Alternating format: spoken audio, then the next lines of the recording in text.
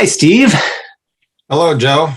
Nice Um, to so it's great to see your face. I haven't seen you since a long time. Yeah. Yeah. Um, I wanted to thank you for being our guest today in Conversations with Joe. I'm really excited for you to share your story with our community. And you know what? I was trying to think of this morning how and when we met, because we go back a bit, and I just couldn't do it. Do you remember? Right. I think it was probably 2006, somewhere in that time frame.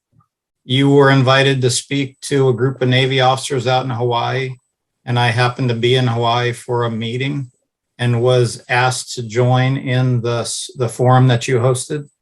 You spoke for about 2 hours, and I can remember just listening and hanging on every word as you told your story and talked about the power of losing control and thinking how it would have a profound effect on how I thought about not only my professional life. You were there primarily talking about professional lives, but also had great application in my personal life. So that's when we met, and fortunate to have carried on a relationship since. We asked you to come back and speak at one of our meetings for the Navy, and we spent 2 or 3 days together about a year later. And then you and I have stayed in touch ever since. That's right. And you also arranged for me to speak to all of the JAGs, the lawyers of the Navy. Yeah. Annual. Yes. I remember the current Secretary of the Navy, whom you introduced me to at the time. One line that he says, "Our job is not to avoid risk. Our job is to assess risk, plan on it, and move forward anyway." And it was a really good line. I really enjoyed that meeting as well. So can you tell us your story, your journey? We've all got a journey. Sure. Yeah. I was raised in Wisconsin, good stoic Midwest background, much like you. 3 brothers. I was fortunate to get a ROTC scholarship and chose to go to Notre Dame. Was fortunate to get accepted to Notre Dame on that scholarship. Coming out of college, I realized that I got seasick, I got airsick, and I was claustrophobic. So most of the traditional Navy careers would have been a real struggle for me. And thankfully, they allowed me to join the Civil Engineer Corps. It's a group of about 1,200 officers who manage Navy and Marine Corps installations, and then during wartime, go forward and do expeditionary construction. So that was my career. I served on active duty for 20 years. When I retired, I briefly worked in the private sector. And then in 2003, I went back and worked as a civil servant for the Navy for 16 years before retiring in 2018. And what was your rank or title at the end? Well, on active duty, I retired as a commander. That's typical for a 20-year officer career. And then as a civil servant, I was fortunate to have some really good opportunities. And my final job, I was acting Assistant Secretary of the Navy, responsible for Navy and Marine Corps installations and all the environmental programs within the Navy. So that was quite a treat. That's a pretty successful career. And what are you doing now? Well, now my most favorite title in all of my life, I'm now Pops, or Popsy Pops, as my 4-year-old grandson calls me. So we spend a lot of time in Minnesota close to grandchildren. I established a LLC and provide some consulting support, very limited amount, enough to cover greens fees, pay for a little beer or wine every now and then, and keep my mind active. So it's a good balance for me. I'm really happy. Yeah, you sound very happy. And one of the vignettes in my new book that's coming out, Quintessential Leadership, I'm including you, which is what made me think to put you on a Conversation with Joe video on the website, is around the notion, I'm including you with a number of other very successful people, but around the notion that when we can see ourselves differently and think about ourselves differently, that is the genesis of being able to manifest a different outcome in our lives. Can you give an example or a couple of examples of how that happened in your career? Yeah, sure. First, what I'd say is through my active duty career, every 2 or 3 years, the Navy, as they do with all officers, they move you. They move you to a new job. And in every case, I can remember thinking the new job I was going to was maybe more than I could take on. It was hard. It was going to be bigger scope, more responsibility, more leadership, more people, lots more opportunities to succeed or fail. And so I, through that 20-year career, learned how to move into new positions, how to rely on people that were there for advice, and how to grow into those new positions. And it seemed like after about a year, I got there and then got proficient. And just when I felt like I was mastering the job, they'd put me in another one. So I really want to thank the Navy for how they do that. They really force you. I called it my 20-year professional development program. Another revelation for me was, as we said, when I met you, when you talked about the power of losing control. And one of the notions in your book, you talk about what's your gig. And my gig at the time was a senior civilian working for the Navy. I was the head of planning for Naval Facilities Engineering Command, a pretty significant responsibility. I still had children at home. I was busy with home life. But I live with depression, and in 2000, I was suicidal. And in 2005, I lost a nephew to suicide. And so mental health and mental wellness and trying to reduce the stigma surrounding that was very important to me, but I didn't quite know how to take it on. But having listened to you and saying, hey, what's my gig? I realized one of my gigs could be to volunteer and lead an organization that would get after suicide prevention. So in 2007, actually, wow. Years later, it was a couple years later, 2010, I collaborated with some folks who also were interested in forming a chapter of the American Foundation for Suicide Prevention in the national capital area. I was living in the DC area at the time. And so I volunteered to chair the board for that organization. And we were established in 2010 as a chapter. In 3 years' time, we raised almost $1 million to help fund suicide prevention efforts. But more importantly, we touched a lot of people's lives. We held walks and did other events to raise awareness, to provide comfort to those who'd lost somebody to suicide. And our chapter was recognized as one of the best new chapters. In fact, the best new chapter a couple of years after we were established. And that's one of the things I'm very proud of in my personal life. And through that effort, I also grew professionally, because what I realized is everybody has a journey and everybody carries baggage, and some of that baggage is pretty darn heavy. And I became more tolerant and more compassionate in the workplace. And I think that also helped me with my success as I went through my career. And what was the realization you had that helped you want to, I'm going to use the term come out, but go more public? Because there are stigmas attached to this. Yeah, it was a scary thing to do. I remember I first spoke about my mental health in maybe 2005, even before we met. But I was much more prominent after. And what I realized was it would be scary for me, but I knew if I could help even one person avoid or cope better with their mental illness or the mental illness of a family member, that it would be worth doing. And so I did speak more and more as time went on. I've spoken on a national level. I was invited to an AFSP national meeting to speak about my experiences. And what I found is, and I've even spoken when later in my career, I spoke to all the new employees. Whenever I was in a new job, I would introduce myself to the people on our team.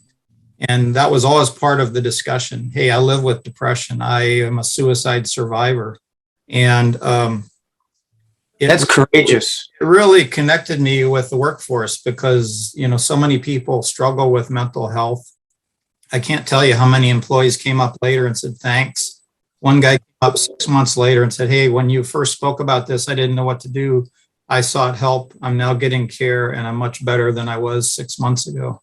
So those kind of that kind of feedback is really validating and confirms that I made the right choice to speak openly about my struggles.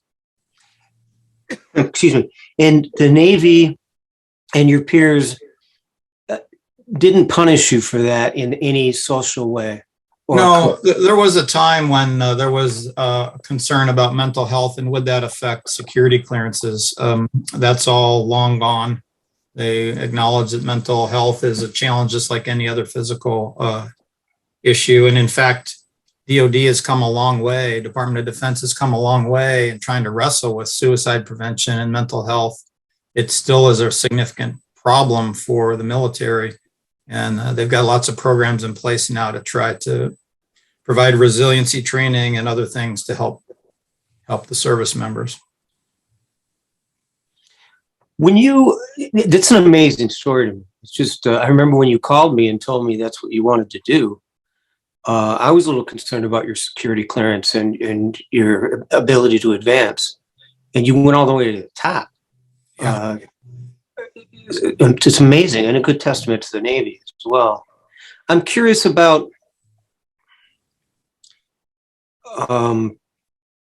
I've seen you work with people. I'll give you an example. The second time I came out to Pearl Harbor, there were 3 young men, officers, CBs, who disagreed. They came up to you on the break, not me. And they said, I disagree with Joe's rule number 2 of the 4 rules of engagement. Everyone is always right. So the rules are in that book, the last bestseller, where everyone is always right is 1. 2 is our greatest desire is to be right. 3 is you can't change anyone's mind. And 4 is you can help them shift their perspective. You immediately came over to me and said, we're going to extend the break for a few minutes. These 3 guys disagree with you. And I told them, have at you. Is that okay? And I said, we already told them. And we went outside on the portico, right at Pearl Harbor, right on the harbor. Right.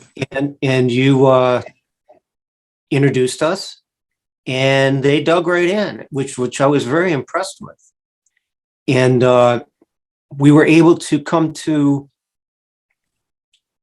a similar perspective in the next, I don't know if it was 10 or 15 minutes, because I do it for a living every day. But how do you get people that you work with to shift their perspective? Do you have techniques? Do you have style? Do you have a process? Here's what I'd say. I'm going to give you the long answer. I think people want to know that their bosses care about them. I think that's fundamental. One of my very first bosses, I went to him. I was brand new in the Navy, 22 years old, just got engaged, went in and told this Navy captain that I just got engaged. And his answer was, well, that's your problem. And I was floored. I was like, how can this guy be in charge of 600 people with that attitude? And he continued to demonstrate that kind of attitude for 2 years. And I learned so many lessons about how not to lead during that assignment. So I resolved if I was ever in a leadership role, I was going to care about my people. So I think that's number 1. People need to know that you care about them. They need to see you're vulnerable. They need to see that you're human. And I think when you set that environment, they're far more receptive to thinking about things in different ways. And acknowledging that they want to be right, number 1, letting them know that their voice can be heard, letting them know what the overall goals of the organization are. A lot of times leaders don't do that. They just give people a job and say, go get it done. And people are doing things, they don't quite know why.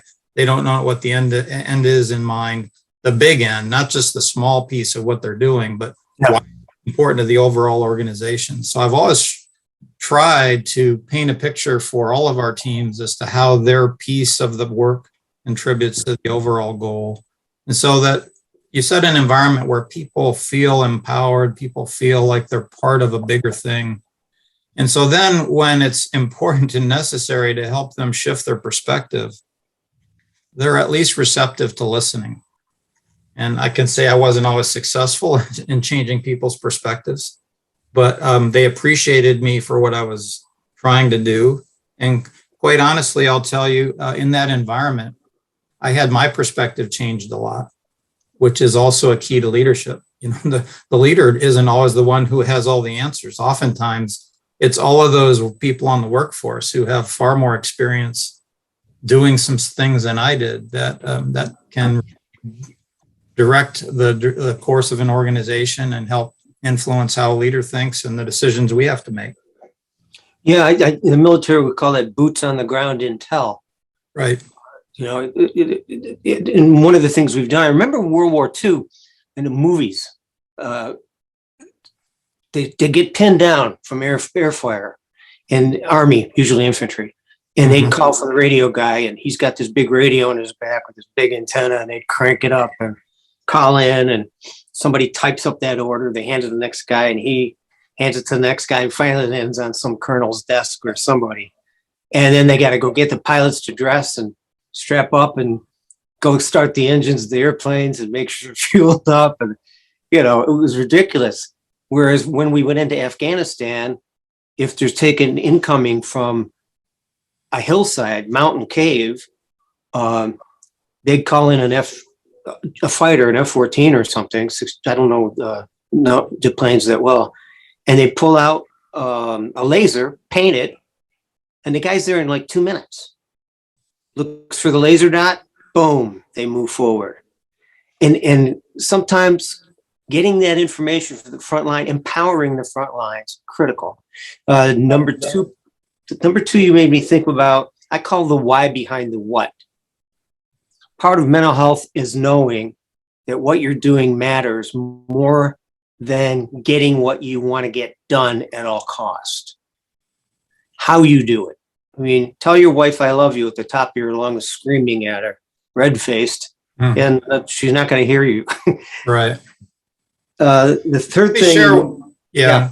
I'm sorry, I didn't share one more anecdote about connecting with the workforce. So my second to last job, I was the senior civilian at an organization that had 400 people at headquarters and 20,000 people worldwide. And we were pretty busy. But I told my secretary that every new employee that came into our headquarters, I wanted to spend a half an hour with. I wanted to meet them, understand who they were. Wow. She was like, well, you don't have time for that. And I kind of was like, I don't have time not to. I want to know who's on our team and what their capabilities are. And so I did that, and it was hugely rewarding. I asked for the resumes ahead of time. I read the resumes.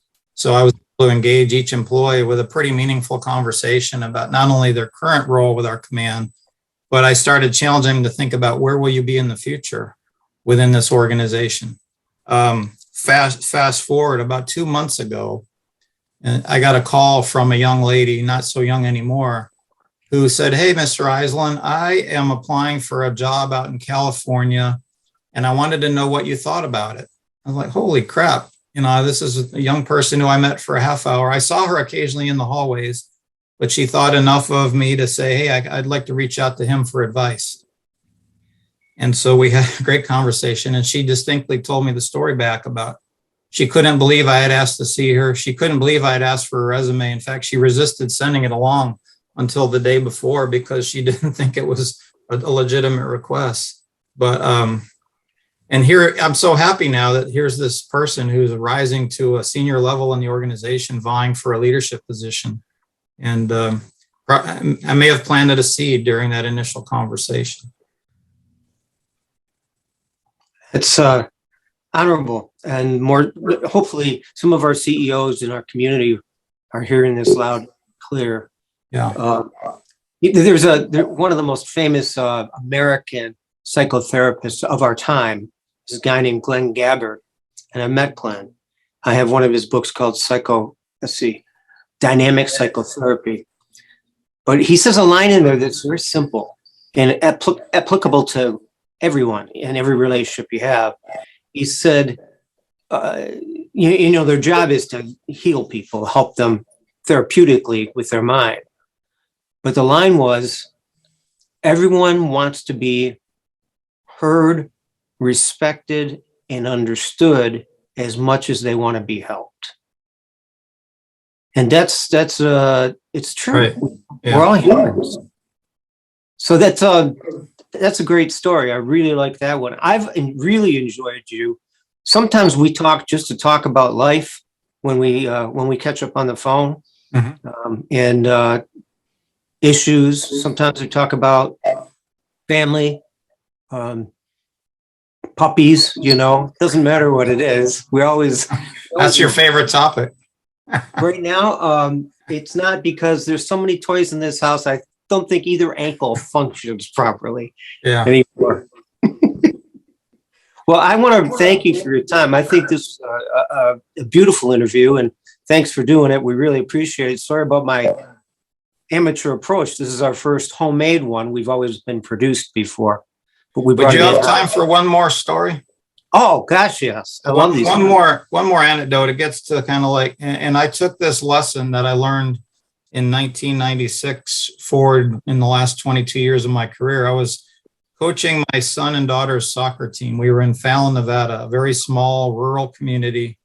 And we were the new people in the community, being in the military. They wanted to play soccer. I decided to coach. And I showed up on the first day of practice, and we saw the roster of kids, and it looked like the Bad News Bears. It was kids who didn't really know each other, even though they lived in the community. They weren't necessarily the best players. And I quickly realized I was the new guy, and I got the dregs. I got the kids who nobody else wanted. Exactly. But that's okay. I resolved that day, and I told the parents and I told the kids, I said, my job as the coach is to make each of you a better soccer player. And my job as a coach is to make you learn how to play as a team. And when we do that, we're going to get better. Every game, every week, we're going to get better. And I said, some of those other teams that only focus attention on the best players and don't focus attention on all the other players, they're not going to get they're not going to advance as quickly as we do. The first or second week of the year, we got crushed by one of the better teams, largely because they had a kid who could dribble the ball through everywhere and score. We played that team again at the end of the year, and we beat them. And after the game, the referee, who was a longtime guy in the community, came up and thanked me for how I coached the team. He said it was a joy to watch because he could tell what I was doing, trying to get every player to improve, letting them know they cared, letting them know they were part of a team, and if they worked together, they could succeed. And I took that approach with me into my work life. I'd go and say, hey, here's our goal, whatever it was in that organization. I'd meet individually with a lot of the people to help coach them along, and then talk to them about how they should play nicely together so that the team would succeed. And it's a good recipe for success. It's fantastic. It's great. And nice of you to take on the coaching responsibility when you've got all these other responsibilities pulling at you. Yeah. That's a good story. Thanks for sharing it. You know what? Maybe we should do a part 2 at some point, because I could talk to you all day. I learn every time I talk with you. So if we can get our schedules to connect another time. That'd be great. I'm open to it. And as I told my daughter, Maureen, who also knows you, yes, time spent with Joe Caruso is always a learning opportunity. And so I enjoy every minute of it. So it's more than kind. I appreciate it. And I can't wait to talk to you again, Steve. You look great, by the way. Yeah. Where'd you get all the hair? That's the only thing that's ticking me off a little bit. Well, yeah, whatever. Hair's overrated. Don't worry. All right. Well, we're just going to sit as they tune us out over there, and I'll say my formal goodbye. Carol says goodbye, and Maureen, I said hello. Okay. It's good to see all of you, and have a great spring, and we'll be in touch. Good luck with the golf. Thanks. Bye-bye.